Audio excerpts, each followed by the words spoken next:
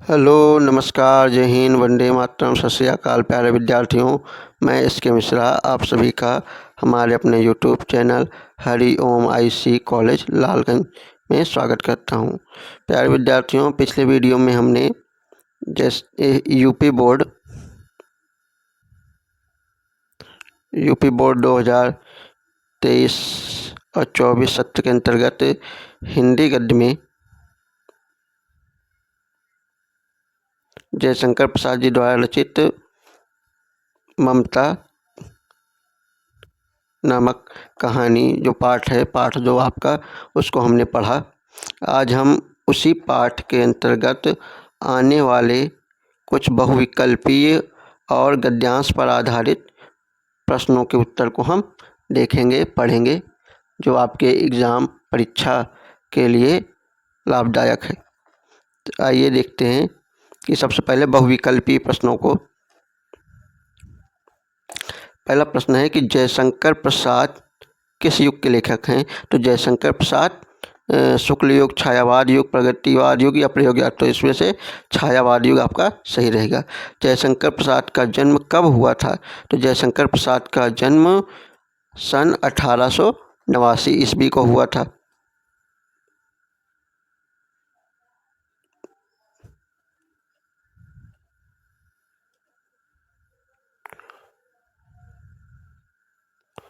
आगे देखते हैं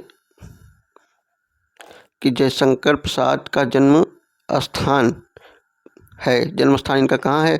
काशी, प्रयागराज, कानपुर या लखनऊ। तो इसमें से काशी आपका उत्तर सही है। और चौथा प्रश्न है हमारा, जयशंकर प्रसाद का निधन कब हुआ? तो इनका निधन कब हुआ? आपका उत्तर है खा 1937 ईस्वी में। पांचवा प्रश्न है हमारा, ममता कहानी के रचनाकार कौन है? तो जिसका पाठ हमने पढ़ा है, तो ममता कहानी के रचनाकार कौन है? जयशंकर प्रसाद। यहाँ तो आप सीधे आपको पता है कि कौन सा पाठ पढ़ रहे हो, किस लेखक का पाठ, मगर एग्ज़ाम में आपको नहीं मालूम रहेगा तो उसमें कठिनाई होगी। तो आगे देखते हैं, अरे ममता कहानी जो जयशंकर प्रसाद जी द्वारा रचित है, ये किस कहानी संग्रह से लिया गया है? जयशंकर प्रसाद के आकाशदीप। कौन से? आकाशदीप।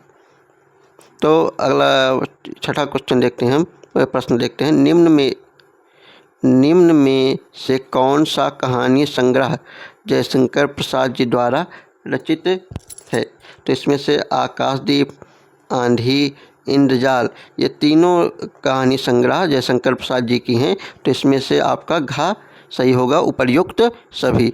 अगला प्रश्न देखते हैं, सातवां, कि प्रसाद जी द्वारा लिखे गए महाकाव्य का नाम है? क्या नाम है? अगला प्रश्न इसी में से है, अथवा करके, जयशंकर प्रसाद की कौन सी कृति महाकाव्य है? तो इसमें आपका जयशंकर प्रसाद का कामायनी भी इनका संग्रह है, काव्य संग्रह, आंसू भी है, कानन कुसुम भी इनकी रचना है, झरना भी है। मगर इसमें पूछा गया है कि महाकाव्य कौन सा है? तो महाकाव्य इसमें कामायनी, जो हमारा प्रथम सातवें प्रश्न का है, वही उत्तर होगा। आगे देखते हैं कि मिर्ज़ा, उस स्त्री को मैं कुछ दे न सका, उसका घर बनवा देना, यह कथन, यह बात किसका है? तो इसमें से बाबर, चूड़ामणि, हुमायूं, अकबर। तो ये बात किसकी कही हुई थी? तो हुमायूं जब जाने लगे अपने साथियों के साथ, जो उनके साथी आए, तब हुमायूं ने इस स्त्री को ममता को ढूंढने के लिए कहा। तब जब ममता नहीं मिली, तब हुमायूं ने ये बात कही कि मिर्ज़ा, उस स्त्री को मैं कुछ दे न सका, उसका घर बनवा देना। अगला प्रश्न है हमारा नौवां, कि अष्टकोणीय मंदिर का निर्माण किसने कराया? अष्टकोणीय मंदिर का निर्माण किसने कराया? कोई बात तो हुमायूं ने कही थी कि उस स्त्री को मैं कुछ दे न सका, उसका घर बनवा देना, मगर वहाँ घर बनवाने के बजाय अष्टकोणीय मंदिर किसने बनवाया? तो अकबर ने बनवाया। अगला प्रश्न है, सातों देश के नरेश हुमायूं ने एक दिन यहाँ विश्राम किया था, यह कहाँ लिखा था? ये बात जो आपने पढ़ा होगा पाठ के अंत में कि 7 देशों के नरेश हुमायूं ने एक दिन यहाँ विश्राम किया था, तो ये बात कहाँ लिखी गई थी, कहाँ लिखा था? ये शिलालेख में कि अश्वारोही के पत्र में, ममता की झोपड़ी के बाहर, कि रोहतास दुर्ग के द्वार पर। तो यहाँ अष्ट को ये 7 देशों के नरेश हुमायूं ने एक दिन यहाँ विश्राम किया था, ये बात वो जो अष्टकोणी मंदिर था उसके शिलालेख में लिखा था। अगला प्रश्न देखते हैं।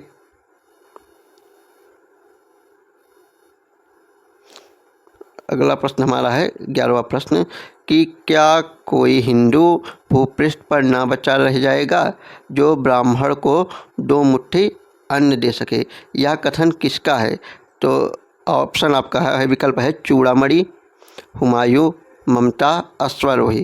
तो ये बात किसने कही थी? ममता ने कही थी। ये कथन किसका है? ममता का है, जो अपने पिता चूड़ामणि से ये बात कही थी जब वो बहुत सारे सोने चांदी जेवरात लेकर थाल में सजाकर ममता के लिए लाए थे।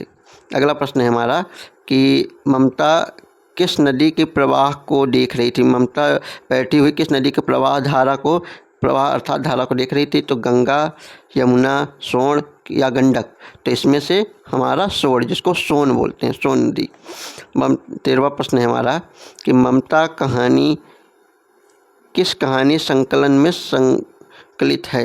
ये जो आपका जयशंकर प्रसाद जी द्वारा रचित कहानी ममता है, पूछा गया है कि किस कहानी संग्रह, कथा संग्रह में से लिया गया है?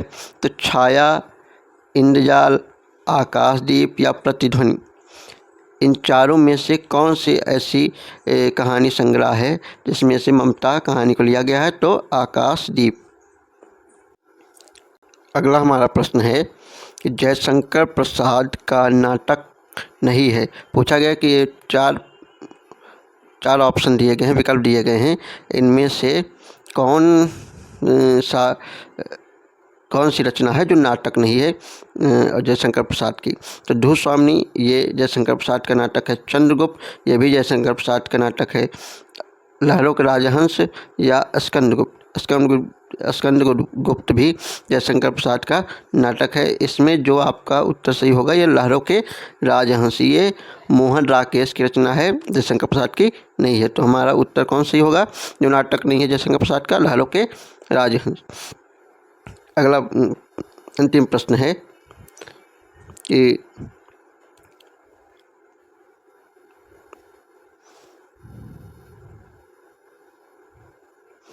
जयशंकर प्रसाद ब्रज भाषा में किस उपनाम से कविता लिखते थे? तो रामाधर, मुंशी, कलाधर, प्रसाद। तो ये कलाधर नाम से ब्रज भाषा में लिखते थे। आगे ये आपका बहुविकल्पीय प्रश्नों के उत्तर समाप्त हो गए। अब हम आते हैं ममता, जो आपका पाठ अभी देखिए बहुविकल्पीय प्रश्न, इसमें से गद्यांश पर आधारित प्रश्नों के उत्तर पर। तो आइए ये पहला देखते हैं, पहला गद्यांश। तो निम्नलिखित गद्यांशों के आधार पर दिए गए प्रश्नों के उत्तर दीजिए।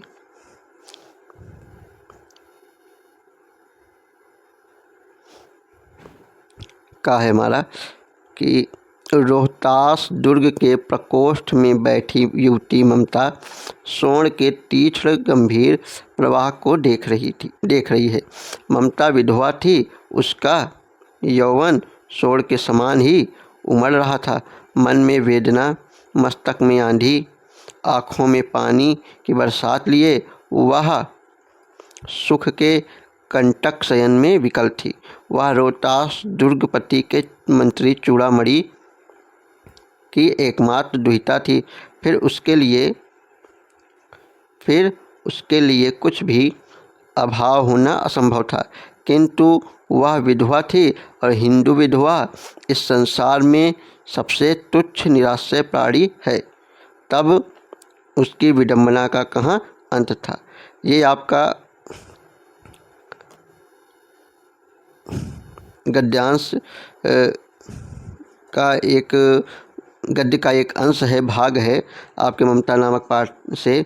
इसी के आधार पर आपको 3 से 4 प्रश्न कहीं से भी दे सकते हैं। संदर्भ पूछ लेंगे और रेखांकित अंश की व्याख्या और गद्यांश पर आधारित प्रश्न जो भी बनेगा उसको पूछ लेंगे। तो सबसे पहले प्रश्न है कि उपर्युक्त गद्यांश का संदर्भ लिखिए। तो संदर्भ में क्या होता है? संदर्भ में पाठ और लेखक का नाम पूछा जाता है। तो सबसे पहले उत्तर डालकर हेडिंग डालते हैं संदर्भ। संदर्भ हेडिंग डालकर उसके आगे लिखते हैं, जैसे कि आगे ये नीचे दिया गया है। इस संदर्भ हेडिंग डालें, फिर आगे प्रस्तुत गद्यांश हमारी पाठ्य पुस्तक में संकलित ममता पाठ से उद्धृत किया गया है। इसके लेखक महाकवि जयशंकर प्रसाद हैं। कौन है? जयशंकर प्रसाद। तो इनमें से मुख्य बातों को, मुख्य बिंदुओं को हाईलाइट कर दिया जाता है। जब भी आप परीक्षा में, एग्ज़ाम में लिख रहे हो ऐसे प्रश्नों को, संदर्भ को लिख रहे हो, तब उसमें मुख्य बातों को हाईलाइट करके दर्शाया जाता है, ताकि परीक्षा की कॉपी जांचने वाला अध्यापक तुरंत उस पर ध्यान दे और आपका अगर उत्तर सही है तो उसके आधार पर आपको नंबर दे देगा। तो इसमें क्या, प्रस्तुत गद्यांश हमारी पाठ्य पुस्तक में संकलित ममता पाठ से उद्धृत किया गया है। इसके लेखक महाकवि जयशंकर प्रसाद। तो इसमें ममता और लेखक जो महाकवि जयशंकर प्रसाद हैं, ये बात हाईलाइट कर देनी है संदर्भ लिखते समय। अब हमारा दूसरा प्रश्न है कि गद्यांश के रेखांकित अंश की व्याख्या कीजिए। तो रेखांकित अंश यहाँ आप देख सकते हैं, यहाँ ममता से लेकर ये कंटक शयन में विकल्प थी, यहाँ तक रेखांकित की गई है। इसी की व्याख्या आपको अपने से सरल शब्दों में कर देनी है, जिससे आपको अच्छा नंबर। मेरा ध्यान रहे कि जब भी आप व्याख्या किसी चीज़ की करें तो उसको अपने शब्दों में और क्रम से और सरल शब्दों में लिखने का प्रयास करें, ज़्यादा कठिन शब्दों का प्रयोग ना करें। तो आगे देखते हैं रेखांकित अंश की व्याख्या कि नवयुवती ममता हिंदू विधवा थी, जिसके लिए आजीवन पुनर्विवाह वर्जित था। वर्जित का मतलब मना ना करना।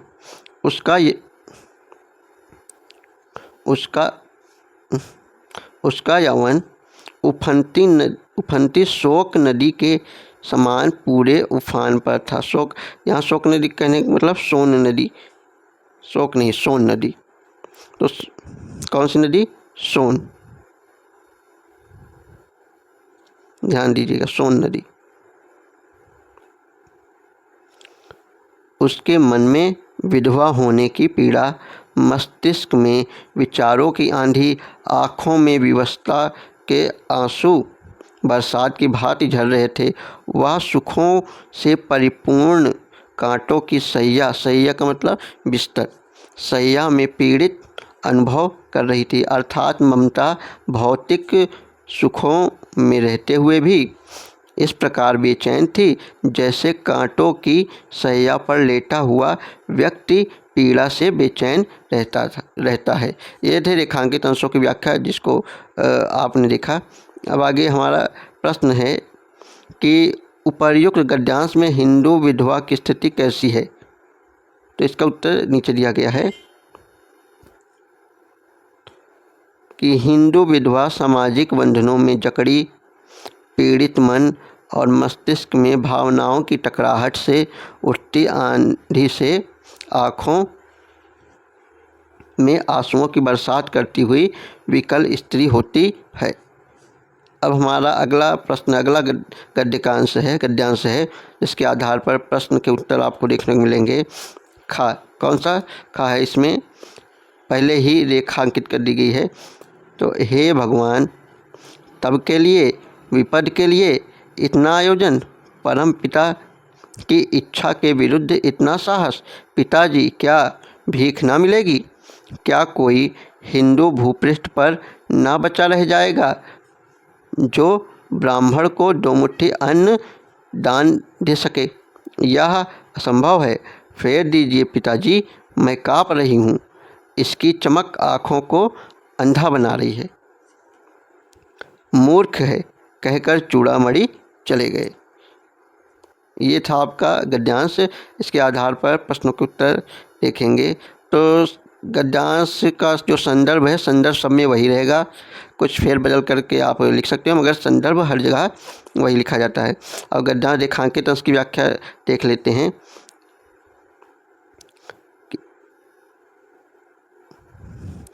इन पंक्तियों में महाकवि जयशंकर प्रसाद ममता के मुख के जीवन के सत्य को स्पष्ट कर रहे हैं। ममता ने झिलमिलाते स्वर्णिम राशि और जो सोना था, स्वर्णिम राशि को देखकर पिता से पूछने और उनके यह बताने पर यह सब उसी के लिए है, भौचक होकर कहती है कि हे परमेश्वर, भविष्य में विपत्ति आने पर उससे बचने के लिए इतना आयोजन करना क्या उचित है? यह तो परमपिता परमेश्वर की इच्छा के विरुद्ध साहस नहीं, दुस्साहस है।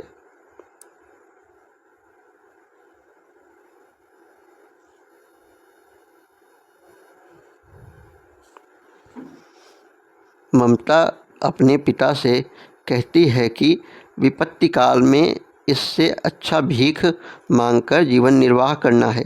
क्या भीख नहीं मिलेगी? क्या भविष्य में इस धरती पर कोई हिंदू बचा नहीं रह पाएगा जो ब्राह्मण को 2 मुट्ठी अनाज नहीं दे सके? ऐसा असंभव है। अतः स्वर्ण राशियों को वापस कर दें। एक बात ध्यान दीजिएगा, जब भी आप रेखांकित अंश की व्याख्या करें, सबसे पहले लिखते समय लेखक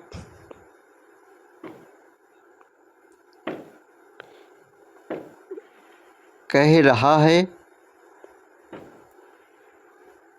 या कहता है, ये जरूर लिखें। लेखक कह रहा है या लेखक कहता है, ये शुरू में आप जरूर लिखें। या फिर लिख सकते हैं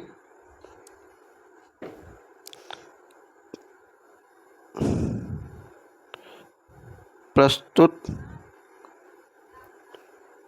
पंक्तियों में लेखक, या सीधा नाम लिख सकते हैं। जैसे इसमें जयशंकर प्रसाद जी हैं तो प्रस्तुत पंक्तियों में लेखक, या फिर सीधा नाम लिख दें, लेखक ना लिखकर प्रस्तुत पंक्तियों में जयशंकर प्रसाद। जो भी लेखक का नाम हो उसका नाम जयशंकर प्रसाद कह रहे हैं।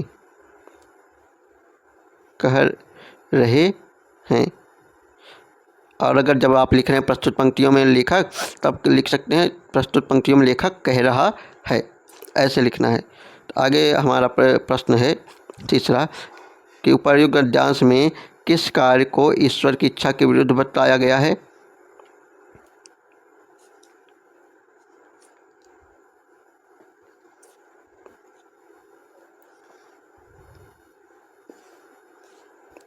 तो हमारा तीसरे प्रश्न का उत्तर है, ईश्वर की इच्छा के विरुद्ध मनुष्य का आयोजन कभी सफल नहीं हो सकता। यदि विपत्ति आती है, दुख भोगना ही ईश्वर ने निश्चित किया है, तो कोई आयोजन फलीभूत नहीं होगा। अपवित्र स्रोत कभी फलदायी नहीं होता है। गलत तरीके से प्राप्त धन केवल विनाश का कारण बनता है, क्योंकि यह ईश्वर की इच्छा के विरुद्ध है। ममता के पिता चूड़ामणि ने घूस के रूप में स्वर्ण राशि प्राप्त किया था और उसे बताया कि यह विपत्ति के अवसर पर काम आएगा। इसी आयोजन को ममता ईश्वर की इच्छा के विरुद्ध बता रही है। अगला हमारा तीसरा प्रश्न जो है गद्यांश है, उसको देखते हैं।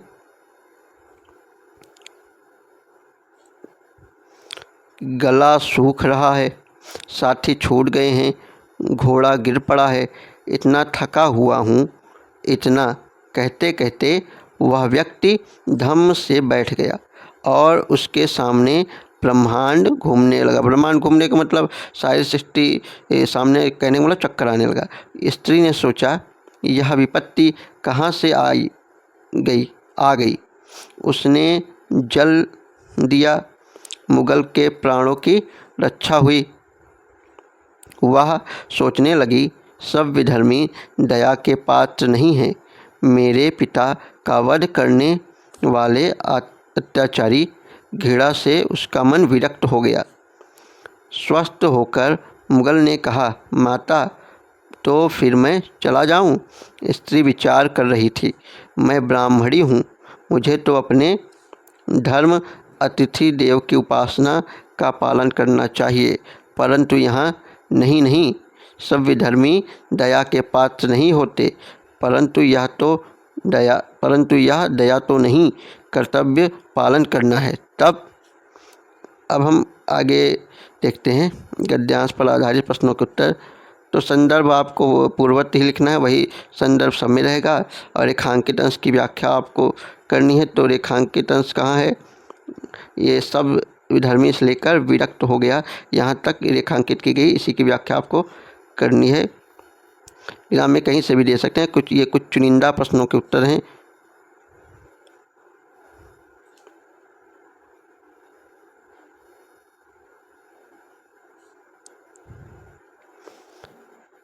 इन रेखांकित अंश की व्याख्या देखते हैं कि इन पंक्तियों में ममता अपने मन के उद्गार को व्यक्त कर रही है। ममता ने झोपड़ी के सामने प्यासे थके हारे बैठे मुगल को पानी पिलाकर प्राणों की रक्षा की, किंतु शरण मांगने पर वह अविश्वास से भरकर सोचने लगी कि शेरशाह ने उसके पिता की हत्या की थी। यह मुगल भी उसी तरह विधर्मी व्यक्ति है।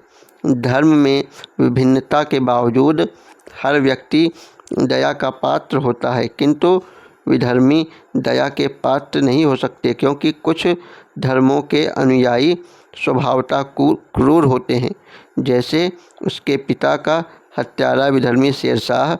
यह सोचते हुए ममता का मन घृणा से भरकर भावशून्य हो गया।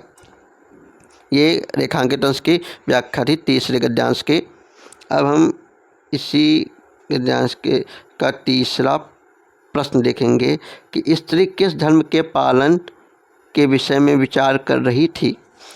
तो तीसरे प्रश्न का उत्तर क्या है कि स्त्री ममता शरण मांगने वाले विधर्मी के प्रति अपने कर्तव्य पालन के विषय में सोच रही थी कि उसे क्या निर्णय करना चाहिए, शरण देना उचित है या नहीं।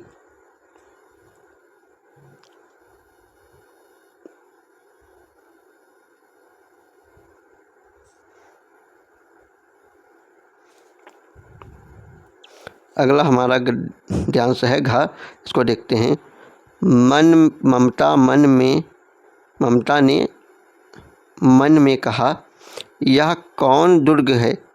यही झोपड़ी ना, जो चाहे ले ले, मुझे अपना कर्तव्य करना पड़ेगा। वह बाहर चली आई और मुगल से बोली, जाओ अंदर। थके हुए भयभीत पथिक, तुम चाहे कोई हो, मैं तुम्हें आश्रय देती हूँ। मैं ब्राह्मण कुमारी हूँ, सब अपना धर्म छोड़ दें तो मैं भी क्या छोड़ दूँ? मुगल ने चंद्रमा के मंद प्रकाश में वह महिमा में मुखमंडल देखा। उसने मन ही मन नमस्कार किया। ममता पास की टूटी हुई दीवार के पास चली गई। भीतर थके हुए मुगल पथिक ने झोपड़ी में विश्राम किया। प्रश्न इसके आधार पर देखें, संदर्भ वही रहेगा, हर बार बता रहे हैं। और गद्यांश के रेखांकित अंश की व्याख्या कीजिए। तो इसमें ये मुगल ने चंद्रमा से लेकर आपका ये नमस्कार किया तक रेखांकित की गई है। इसी के आधार पर व्याख्या हमें करनी है। तो देखते हैं।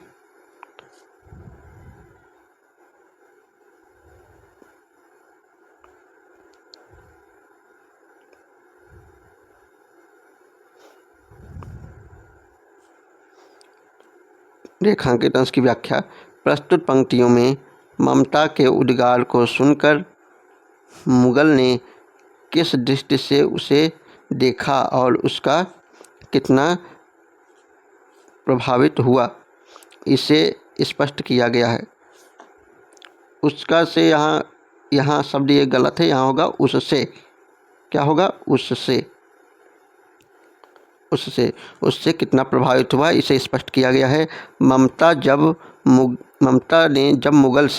ने क्या होगा यहाँ? ममता ने लिखेंगे। ममता ने जब मुगल से कहा कि थके हुए पथिक, मैं तुम्हें आश्रय देती हूँ, मैं ब्राह्मण हूँ, भले सब लोग अपना धर्म छोड़ दें, किंतु मैं अपने धर्म अतिथि उपासना का पालन करना नहीं छोड़ सकती। इतना सुनते असहाय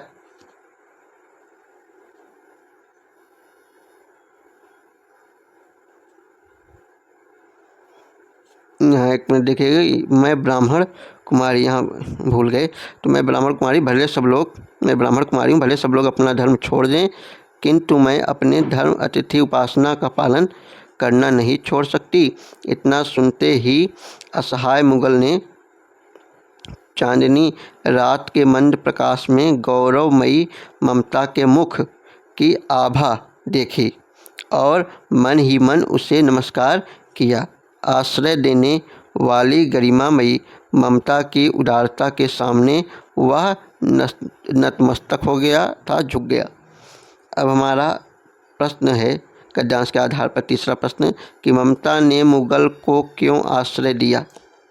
तो इसका उत्तर क्या होगा कि ममता ने मुगल को आश्रय अपने कर्तव्य पालन की दृष्टि से दिया था। अतिथि की उपासना हर गृहस्थ का, विशेषकर हिंदू धर्म में अनिवार्य माना जाता है। अतिथि देवो भव धर्म का आदेश है। इसी आदेश के पालन के लिए ममता ने मुगल को आश्रय दिया। अतिथि देवो भव, अतिथि देव के समान अतिथि देव होता है, कह सकते हैं। अगला हमारा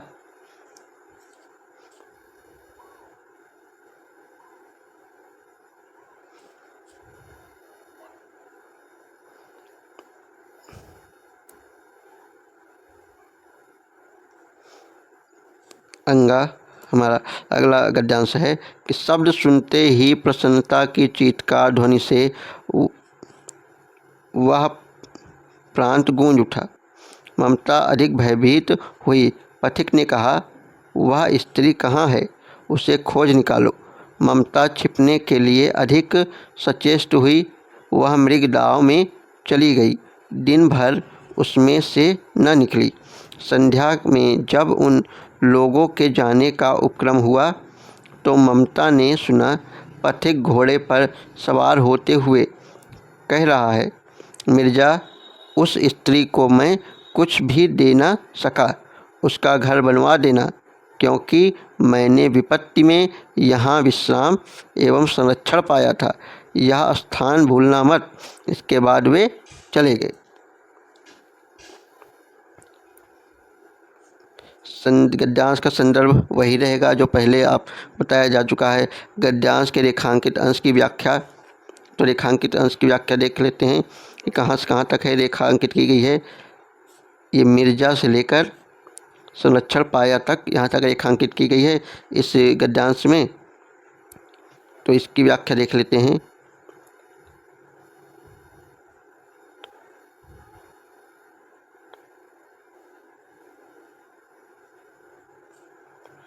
रेखांकित अंश की व्याख्या। प्रस्तुत पंक्तियों में मुगल को शरण देने की रात के बाद सुबह अनेक सैनिक उसी झोपड़ी के सामने घूम रहे थे। मुगल झोपड़ी से बाहर निकल आया था। मुगल पथिक अपनी आश्रयदाता स्त्री को कुछ देना चाहता था, इसलिए उसने आदेश दिया कि उस स्त्री को खोजो। जब वह नहीं मिली तो उसने एक मिर्जा से कहा कि मैं आश्रय देने वाली उस स्त्री को कुछ भी नहीं दे सका। तुम उसका घर अवश्य बनवा देना, क्योंकि मैंने विपत्ति के क्षणों में यहाँ आश्रय पाया और विश्राम किया था। यह स्थान भूलना नहीं। यह हिदायत देकर सब चले गए। ये रेखांकित अंश की व्याख्या थी। अब हमारा अगला प्रश्न है कि ममता क्यों भयभीत हुई। ममता उन घुड़सवारों को देखकर और जब उसको खोज रहे थे तो ममता क्यों भयभीत हुई, क्यों डर गई। तो इस प्रश्न का उत्तर है कि ममता का भयभीत होना स्वाभाविक था। ममता के मन में पहले से ही भाव भरा हुआ था कि सब विधर्मी दया के पात्र नहीं होते हैं।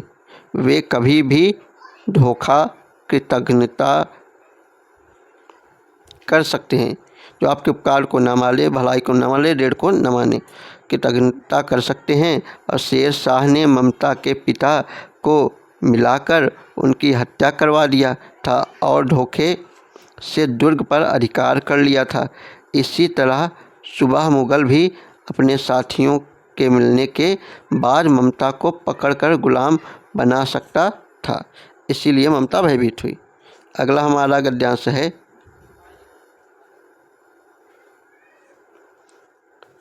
कि अश्वारोही पास आया। ममता ने रुक रुक कर कहा, मैं नहीं जानती कि वह शहंशाह था या साधारण मुगल, पर एक दिन झोपड़ी के नीचे वह रहा।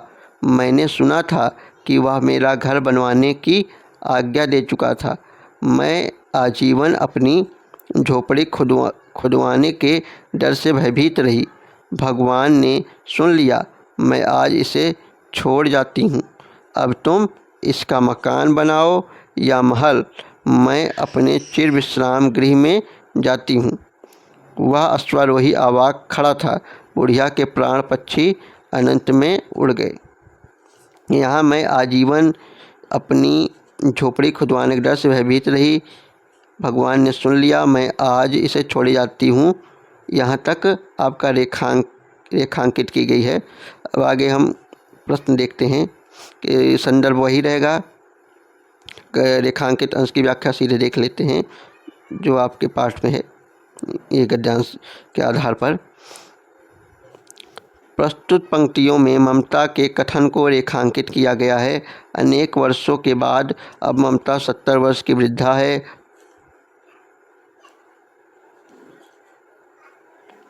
70 वर्ष की वृद्धा है। उसका जीर्ण कंकाल खांसी से गूंज रहा था। गांव की कुछ स्त्रियां उसकी सेवा में लगी थी। उसी समय कुछ घुड़सवार ममता की झोपड़ी के द्वार पर आकर बातचीत करने लगे कि मिर्ज़ा ने जो चित्र बनाकर दिया है वह यहीं होना चाहिए। शायद शहंशाह हुमायूं यहीं किसी छप्पर के नीचे बैठे थे। इन बातों को सुनकर ममता ने अश्वारोही को बताया कि मैं नहीं जानती कि वह शहंशाह था या साधारण मुगल, पर वह एक दिन इसी झोपड़ी के नीचे रहा। मैंने सुना था कि वह मेरा घर बनवाने की आज्ञा दे चुका था। मैं जीवन भर इस विचार से डरती रही कि एक दिन यह मेरी झोपड़ी खोद डाली जाएगी। भगवान ने मेरी प्रार्थना सुन ली। आज मेरा अंतिम दिन है। मैं सदैव के लिए यह झोपड़ी छोड़े जा रही हूँ। अब तुम्हारी इच्छा, इसे मकान बनाओ या महल। तो ये था रेखांकित अंश की व्याख्या जो आपका गद्यांश है च। अब इसके आधार पर इसका तीसरा प्रश्न है, ममता ने अश्वारोही को क्या बताया।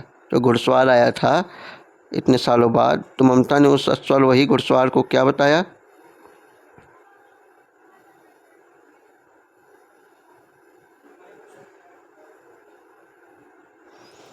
ममता ने अश्वारोही को बताया कि एक दिन इसी झोपड़ी के नीचे आश्रय लेने वाला शहंशाह था या साधारण मुगल, मैं नहीं जानती। मैंने सुना था कि वह मेरा मकान बनवाने का आदेश दिया था। मैं इसे आज छोड़कर अपने चिर विश्राम गृह में जा रही हूँ। इसे मकान बनाओ या महल। यही बात अश्वरोही से कही थी ममता ने। तो ये था आपका गद्यांश पर आधारित प्रश्न, गद्यांश पर आधारित प्रश्नों के उत्तर। और आपने पहले देखा बहुविकल्पीय प्रश्नों के उत्तर, जो आपके एग्ज़ाम में कहीं से भी पूछ सकते हैं बहुविकल्पीय। तो आपके परीक्षा में एग्ज़ाम में कहीं से भी 20 नंबर के बहुविकल्पीय प्रश्नों के उत्तर पूछे जा सकते हैं। आगे आप और पढ़ेंगे, उसी के आधार पर पूछे जाएंगे। बहुत सारे पाठ हैं अभी। तो अगर आपको ये वीडियो अच्छा लगा हो तो लाइक, कमेंट, शेयर और सब्सक्राइब तो ज़रूर करें। तब तक के लिए अगले वीडियो में मिलेंगे। आगे के वीडियो में हम आपसे मुलाकात होगी। तब तक के लिए धन्यवाद, नमस्कार, जय हिंद, वंदे मातरम।